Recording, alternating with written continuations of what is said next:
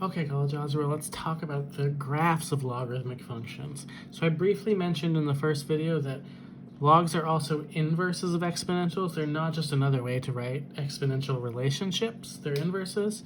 So recall when we did exponentials in 4.2 that 2 to the x looks like this. It kind of looks like almost similar to a parabola on the right side, but it looks like it's approaching an asymptote on the left side, and it had these values for x and y points to plug in.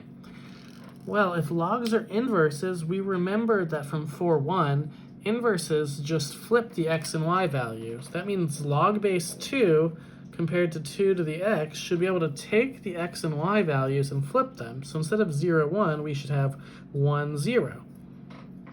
Instead of 1, 2, we should have 2, 1. Instead of 2, 4, we should have 4, 2 and 8, 3. So we've got 4, 2. 8, 3. So it kind of goes off to the right instead of up. Similarly, the fractions get flipped as well, and so instead of leveling off against the x-axis, it actually levels off going down towards the y-axis. So visually, they switch x and y. So logarithms have a look where it's kind of like a sideways parabola, and then a vertical asymptote it's kind of approaching.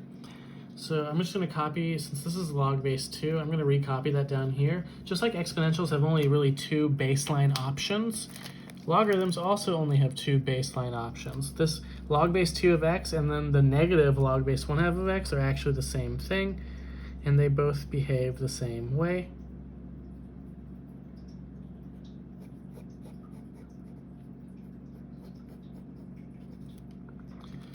Now there's a second version, and that's if you take this function, log base 2 of x, and take the negative of it, that is a vertical reflection.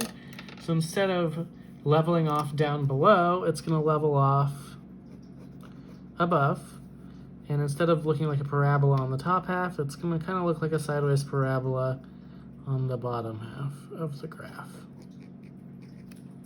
Now these can all be affected by transformations, but visually these are only the two baseline ways a logarithmic function can look.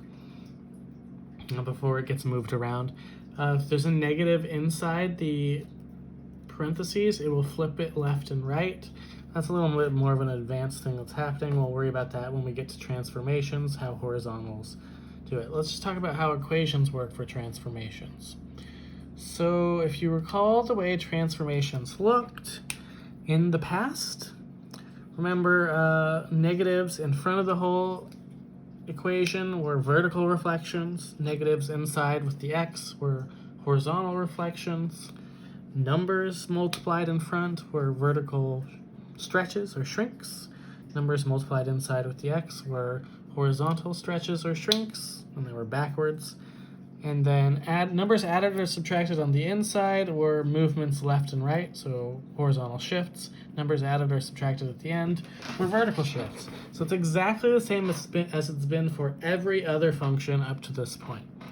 So let's talk about f of x equals log base 2 of x minus 3 plus 4. Now log base 2 of x will be its baseline, which is this thing up here. What does the minus 3 do? It moves it right 3 to get us here. So we take this whole function up here and move it right 3. What would the plus 4 do? Up 4. So if you know what the baseline looks like, it's very easy to move it if you've got a strange transformation. It works exactly the same as the other ones. Now let's do number 2. F of x equals the negative log base 1/2 of x minus 1 minus 1. Now the log base 1/2 looks originally like this. The negative log of base 1/2 of x is a vertical reflection, which actually, again, takes it to look like the one on the left side up here. So we have a vertical reflection to get me to negative log base 1/2 of x. Otherwise, we just have the two minus 1s.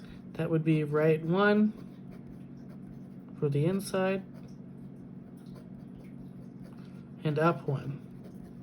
I mean, not up 1, down. Can't count. Well, down 1, negative log base 1/2 of x minus 1 minus 1. Now, just like all other transformations we do, you really should do the reflections before you do the shifts, because if you shift first, the reflection won't work the same way. You have to shift the axis of reflection, and it's easier to just reflect across the axis than to take a different axis of reflection. Not that it's wrong if you do it the other way, as long as you know what you're doing. Okay, and then the next section, which should be the last one for 4.3, we'll use the properties of logarithms. Exponents have properties, logarithms have corresponding properties, and use them to expand and condense logarithmic equations.